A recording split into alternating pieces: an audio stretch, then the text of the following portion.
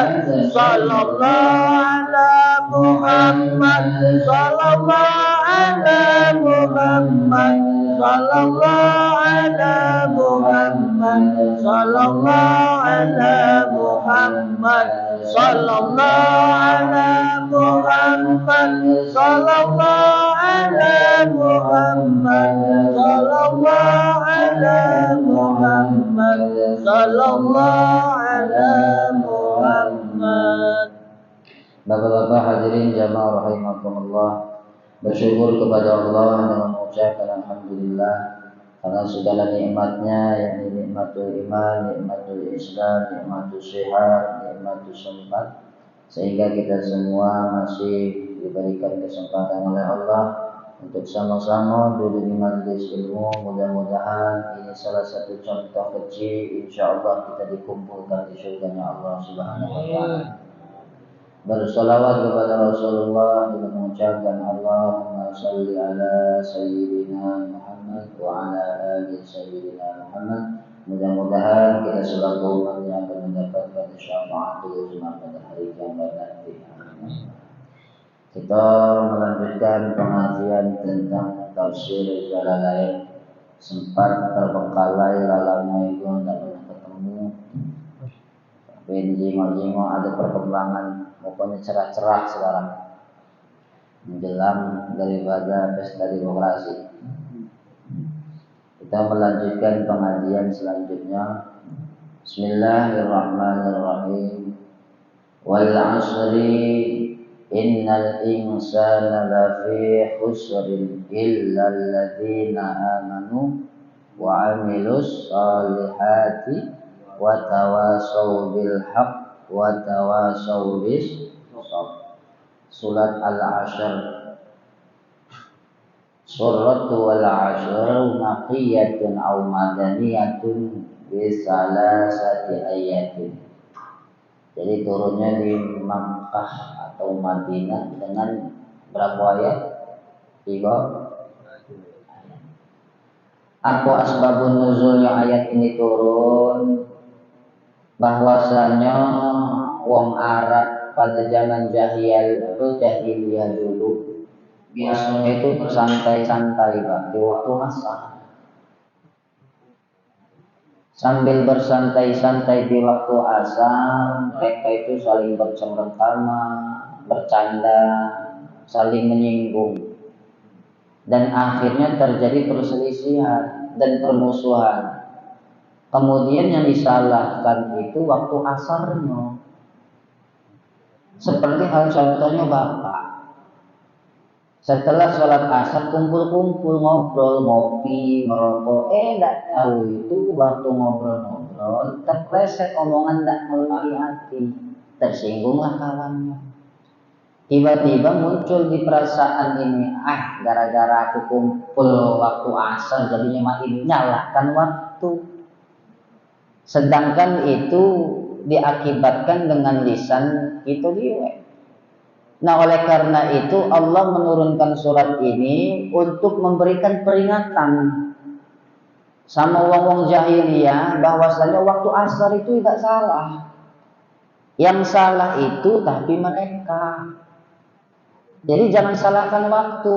Kadang-kadang kita ini nak berangkat begawe, nak berdagang, amun berangkat jo tidak jam sekian pasti rezekinya ngati. Nah, waktu yang ini kan. Kadang-kadang kan itu. Nak nyalon lurah misalnya, keluar rumah jam sekian, uang pintar jam sekian, waktu yang disalahkan. Kadang-kadang kita kan itu. Dengan turunnya surat ini, Allah memberikan peringatan kepada kita bahwasanya jangan pernah menyalahkan waktu, karena waktu itu Allah ciptakan semuanya baik, Pak. Mati yang tidak baik, baiknya Allah itu Pak waktu itu. Cuma ada keistimewaan dan keutamaannya masing-masing. Wal asri demi masa ad-dahri aw ma ba'da zawal ila al-ghurubi aw salatil asri. Zaman atau waktu yang dimulai dari tergelincirnya matahari hingga terbenamnya, maksudnya itu waktu asar di sini. Jadi kebiasaan orang-orang musyrikin Mekah, mereka itu menggunakan waktu asar untuk bersantai, Pak. Ya kita inilah kadang setelah waktu asar itu santai, kadang ngomong anak, cucung, nah itu. Tapi yang musyrik ini, Pak, wong musyrik Mekah ini, waktu asar ini digunakan untuk bersantai sambil menghitung rugi perniagaan. Balik dari berdagang, waktu asar sibuk ngurusin dagangannya, untungnya berapa, ini berapa. Sedangkan Allah bersumpah dengan surat ini bukan untuk menghitung untung rugi dunia. Yang dimaksud di sini Allah bersumpah kita ini harus menghitung untung rugi akhirnya nanti. Jadi kita ini tetap berpikir, Pak. Jangan tiap harinya ngitung keuntungan dagang, keuntungan niaga, bisnisnya untung. Tapi kita tidak pernah memikirkan keuntungan akhir. Kira-kira kita agak ini selamat tidak besok. Amal baik kita ini sebenarnya masih sedikit mana itu yang kita pikirkan. Kadang-kadang kita ini benar uji Pak tadi itu kebanyakan pemikiran dunia itu gaya pusing kepala dia. Banyak hitung-hitung keuntungan dunia, sedangkan keuntungan akhirat tak pernah dihitung itu. Seperti halnya kebiasaan orang musyrik Mekah itu. Jadi waktu asar digunakan untuk bersantai sambil menghitung-hitung untung rugi perniagaan atau perdagangan. Sedangkan di sini Allah menyebutkan wal asri, Allah bersumpah dengan waktu. Menunjukkan betapa pentingnya waktu bagi manusia. Jadi waktu ini penting, Pak, jangan sampai terlewatkan. Apalagi waktu itu digunakan untuk bermaksiat kepada Allah. Na'udzubillah. Alhamdulillah kita masih diberikan apa sama Allah ini. Berarti waktu malam ini kita masih diberikan kenikmatan berupa nafas dan waktu sempat. Alhamdulillah, berarti bapak-bapak ini uang yang lurus. Maksudnya uang lurus itu uang yang masih memiliki keimanan di dalam hati. Karena masih dakwah dulu di majelis ilmu. Berarti bapak-bapak masih mensyukuri daripada nikmat Allah. Ya walaupun duduknya di luar tetap baik masih ada iman, walaupun tidak di dalam. Ya walaupun duduknya mendengarkannya di luar masih tetap kebagian iman. Ingat Pak, uji Sayyidina Ali ada ucapan itu bagus nian. Uji Sayyidina Ali, rezeki yang tidak diperoleh hari ini masih dapat diharapkan lebih dari hari esok. Akan tetapi waktu yang berlalu hari ini tidak mungkin diharap kembali lagi. Itu uji Sayyidina Ali. Maksudnya mana? Hari ini kita tidak dapat rezeki, hari esok kita masih pacak mengusahakan mencari rezeki yang lebih besar lagi.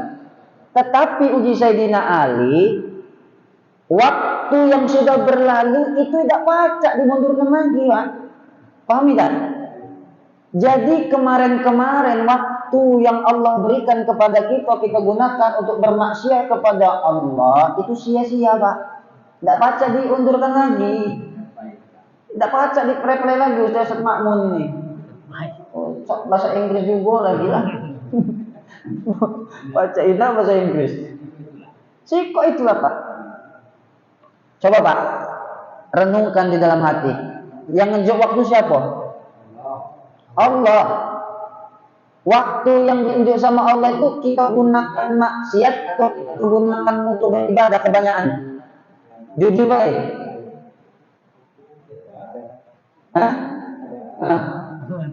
Pak RT ibadah bagus. Berarti kita mensyukuri nikmat sempat yang Allah berikan. Berarti pemikiran Pak RT hari yang kita telah tinggalkan tidak pacak kita ulangi lagi. Itu sebenarnya Pak. Malam ini kita duduk di majelis ilmu. Belum tentu besok lagi kita masih duduk di majelis ilmu. Setidaknya waktu yang telah kita tinggalkan kita gunakan untuk berbuat kebaikan. Jadi ngatik rasa penyesalan ketika kita kembali kepada Allah Subhanahu wa taala. Seperti contohnya RT. Tetapi malam ini duduk di majelis ilmu kamu Pak. Besok ngatik lagi, tidak nyesal tidak Pak? Nak besok apa mana? Agak deh, belum pemilihan. Belum coblosan. Belum sudah pilihan. Ya. Mau pilih Pak? Bismillahirrahmanirrahim.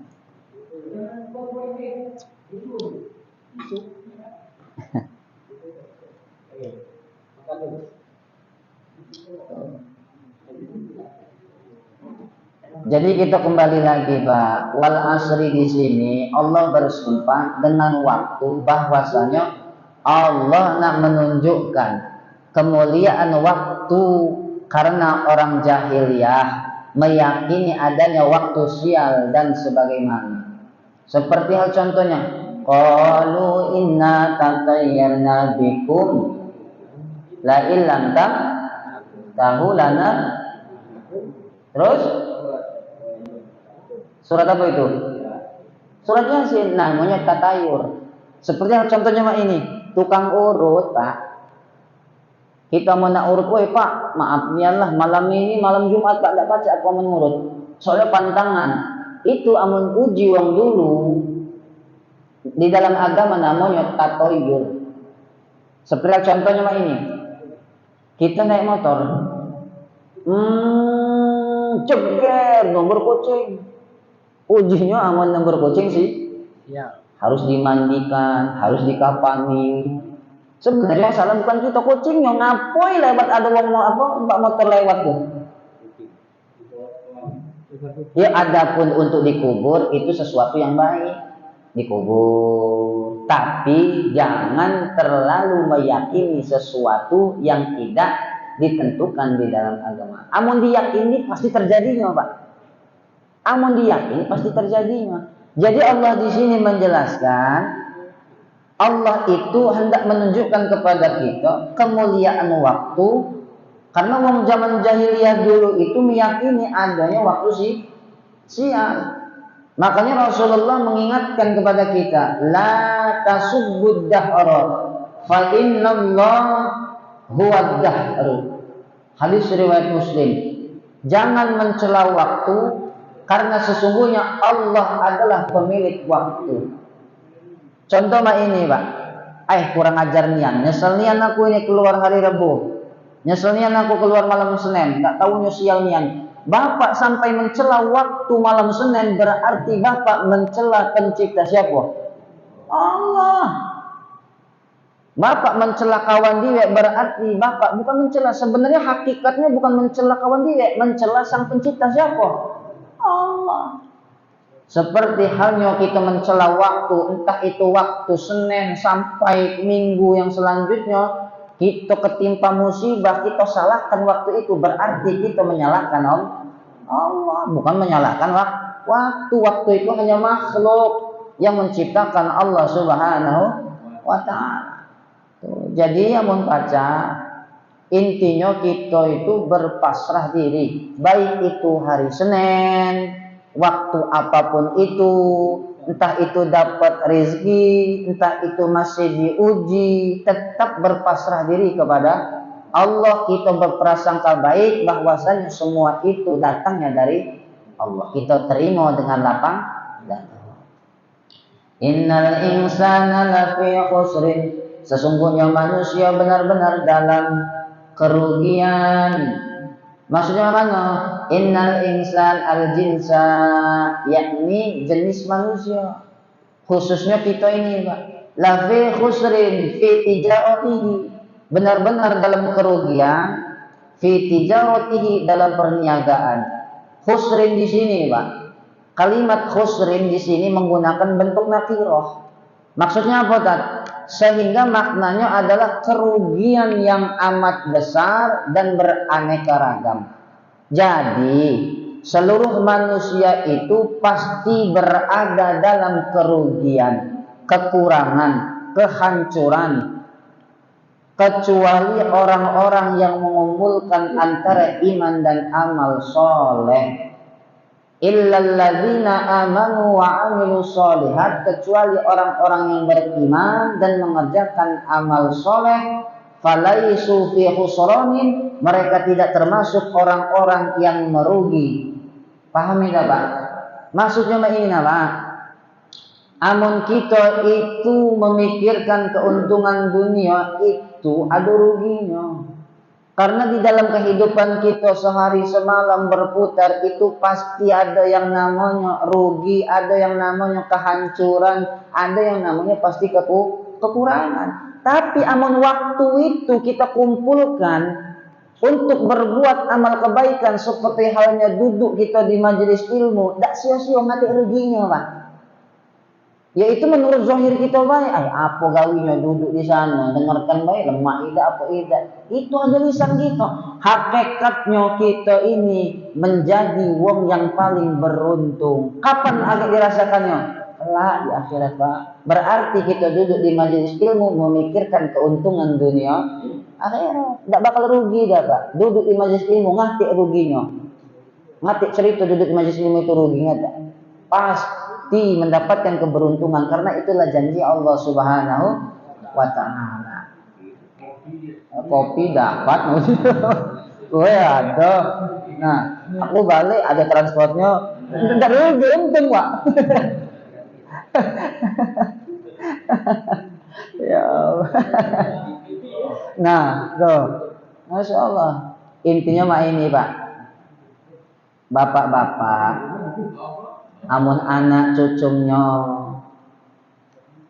hendaknya itu agak baca doakan kita, pahalanya baca ngalir ke kita. Sebenarnya itu cerminannya ke badan kita dia Pak. Amun kita itu galak duduk di majelis ilmu, galak melaksanakan sholat, insya Allah anak cucu kita itu dijadikan oleh Allah seperti halnya kita gemar beribadah kepada Allah. Amin. Jadi waktu ini jangan kita sia-siakan. Amun kita lah pacak berzikir, lah galak berzikir kepada Allah seperti halnya tadi setelah maghrib. Amun kita duduk, ya tetap kita ngobrol, tapi ngobrol itu dalam kemaslahatan ibadah, zikir, banyak-banyak zikir. Tadi waktu aku datang ke Jim ada wong 2, di sini wong 3 lagi zikir. Nah itu. Jadi waktu itu tidak sia-sia. Tadi alhamdulillah aku masuk ke situ ada Pak RT masih ngobrol rombongan. Ya, ngobrol juga buat masalah dunia kan deh. Nih, buat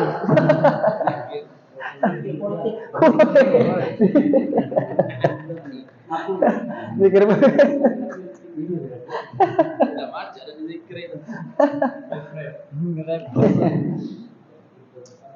Ya, jadi kita gunakan waktu ini dengan sebaik-baiknya. Ada kelanjutannya. Watawasau bil haq.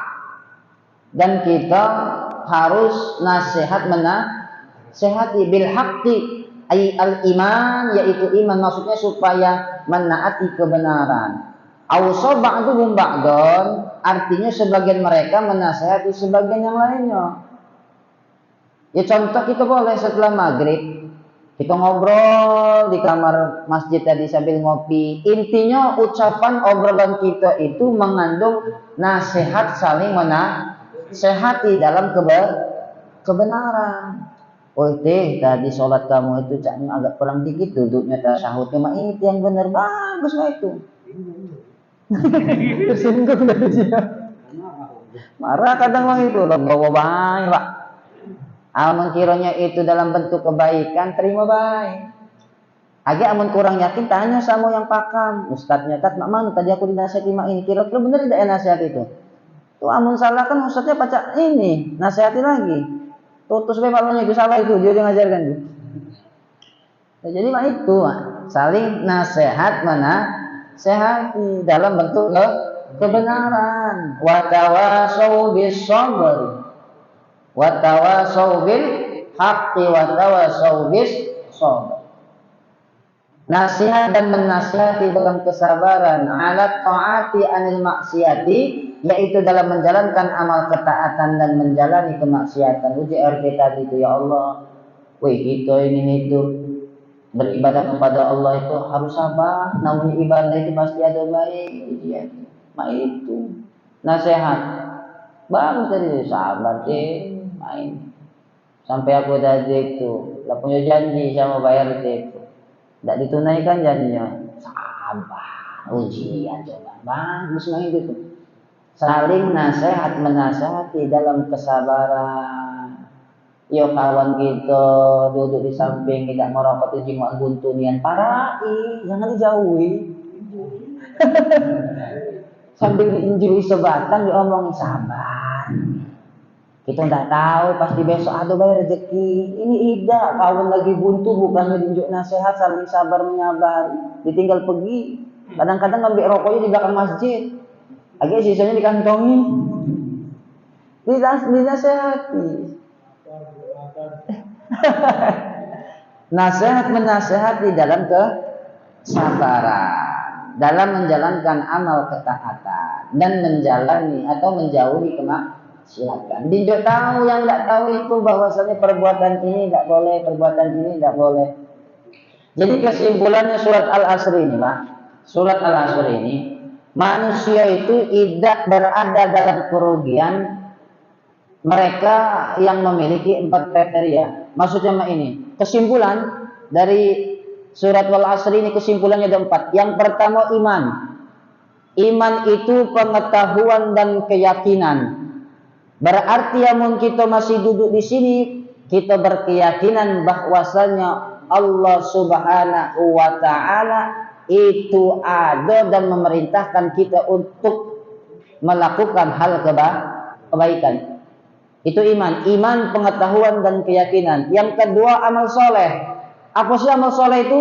Amal soleh itu pengamalan dan perbuatan. Kita duduk di sini mendapatkan ilmu. Uji ustaz, waktu itu jangan disia-siakan.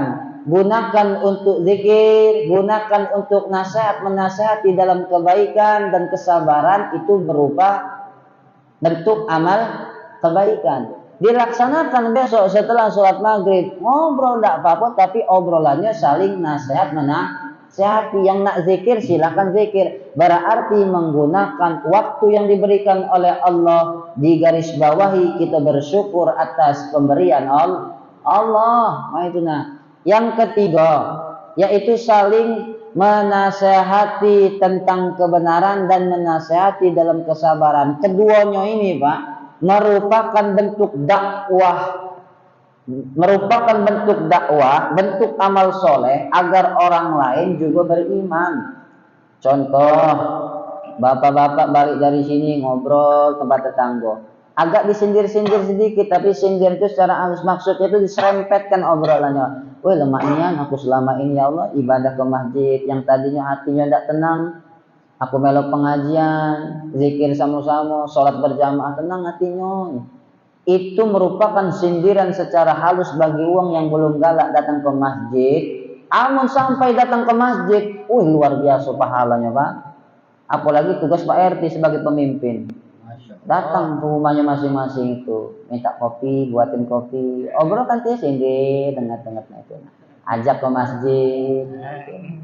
Amun tidak awalnya diiming-imingi. Salat masjid gak kubelikan sarung.